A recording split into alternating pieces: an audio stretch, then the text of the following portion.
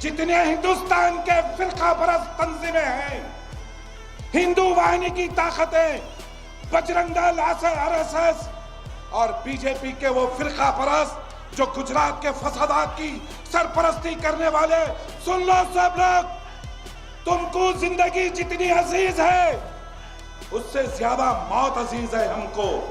हम हिंदुस्तान में आज तुम एक मक्तल बना रखे हैं, हिंदुस्तान के अंदर मुसलमानों को खौफ के आलम में ढकेल रहे हैं।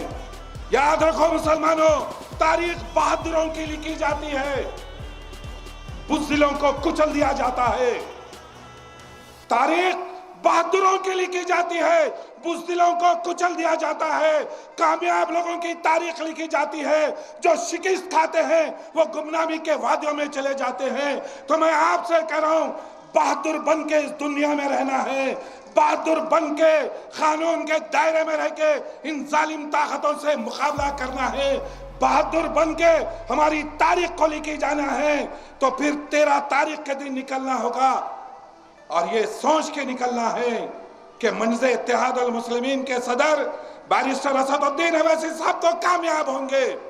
आप अंदाजा लगाइए, हिंदुस्तान की पार्लियामेंट के अंदर बताओ कोई ऐसा एक मर्द मुजाहिद है जो तमाम मजलूमों की एक बेबाक आवाज है। बाबरी मस्जिद के मसले पर बैरिस्टर असदुद्दीन अवैसी साहब बोलते हैं, जहां को बंद करने की कोशिश की जाती है बैरिस्टर साहब बात करते हैं, जहां तलाक सलासा की बात आती है बैरिस्टर असदुद्दीन अवैसी साहब पार्लियामेंट में गूंजते हैं, जहां हिजाब की बात आती है बैरिस्टर असदुद्दीन अवैसी साहब बात करते हैं।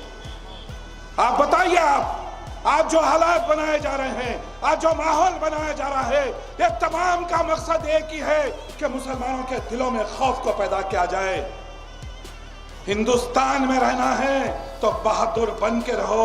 अब मंज़े इत्तेहाद अल मुस्लिमीन की अपनी एक मिजाज है, मंज़े इत्तेहाद अल मुस्लिमीन बहादुरों की जमात है। सालार मिल्लत अलैहि रहमा 14 मरतबा जेल को गए। फख्र मिल्लत अलैहि रहमा जब मंज़े इत्तेहाद अल मुस्लिमीन का आया, दोबारा अमल में आया, 11 माह 6x6 के कमरे में थे।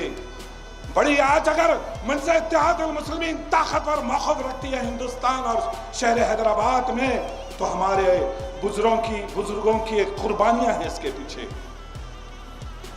आज मैं आपसे इल्तमास करने आया हूं, मेरी जितनी पर्दा नशीन मेरी माए बहनें हैं, मैं उनसे गुजारिश करने आया हूं कि 13 के दिन निकलना होगा, अपने वोट का इस्तेमाल करना होगा।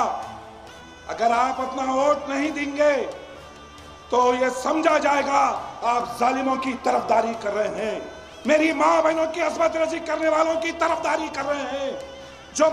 जो बच्ची कॉलेज को जाती है हिजाब पहन के, उनको उछाला जा रहा है, उनके नकाब को उछाला जा रहा है।